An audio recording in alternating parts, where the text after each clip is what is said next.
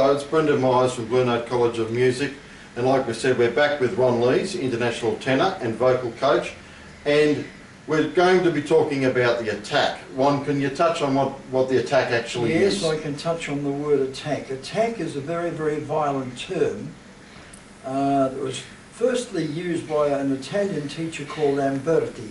Yeah. Back a while. And he also said that the diaphragmatic breathing, as we touched on just before, yes, was the only way to breathe. In other words, pushing out with your belly. Yeah.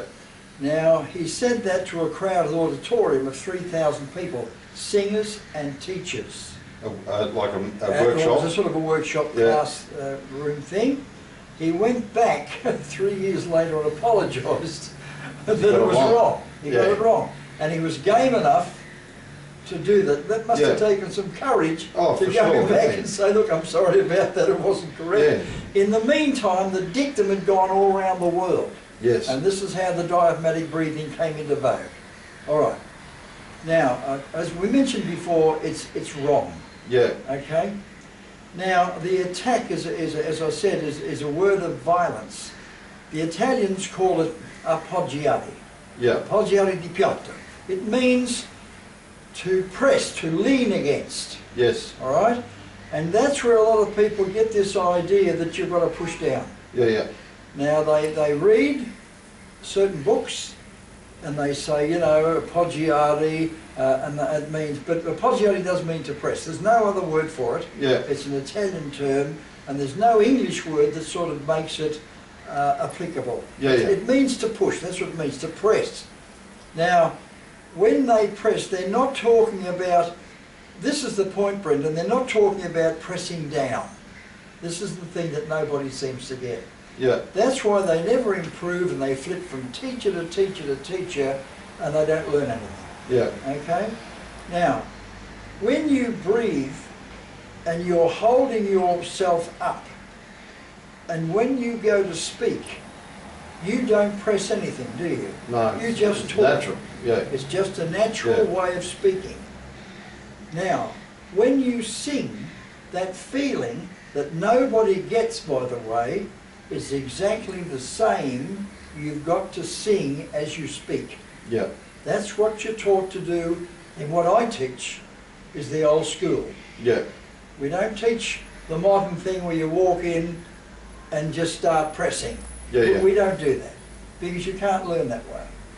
Now, you see, Brendan, it's not breath control really, it's laryngeal control, meaning that when you speak, if you call somebody and you say, hey, and you call out like that, you use more laryngeal than you would if you went, hey.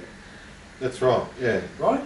Now, but that pressure that you're using at your vocal cord level, laryngeal level, is normal and natural.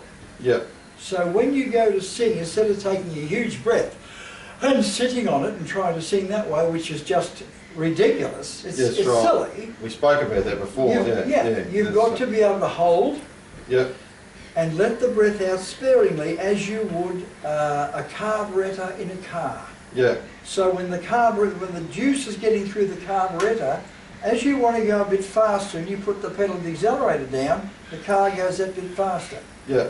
But if you were to put your foot down in the car, straight away on the gas pedal, you'd flood the car, would you not? That's right, yeah. Okay? Yep. Now this is what they're doing with their voices, and they don't realise it. So when they do that with the attack they're using, right, the vocal cords thicken up. It's nature's way of saying, don't do that, I'm not going to have it. Can it cause damage? Absolutely, it can cause nodules. Okay. Over 7 or 8 months if you keep on doing it. And how you tell you've got nodules is if the bottom of your voice is fine, the middle cuts out, and the top comes back in. There's a space. Yeah, it's missing. So it's the mid-range. it's missing, you see.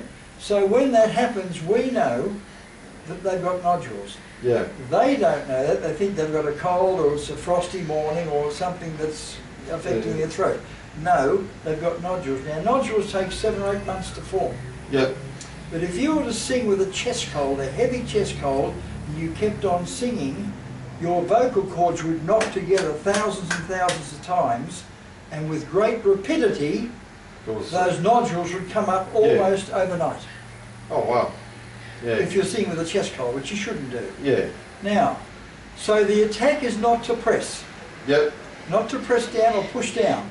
It is just to use naturally what you've got. So your chest doesn't collapse. You stay up. The breath gets out sparingly. That's how it's done. It's all fairly natural, it sounds. Exactly as you speak, you sing. Yeah. That's how it's done. It sounds a little bit simpler than when Ron describes it like that. If you've ever had the chance to catch Ron singing, you can go down to and download some of the stuff on YouTube and hear Ron sing. It's a pleasure to hear his voice. And another thing I noticed, Ron, is it never sounds strained when you sing it either. Well, I try not to. Today we've been with Ron Lees. And if you want to get in touch with Ron Lees, you can ring Blue Note College of Music on 9781 4467 in Frankston. We're doing some workshops down here in Frankston as well with Ron. So please give a call and get in touch with us, okay? Thanks a lot. Thank you.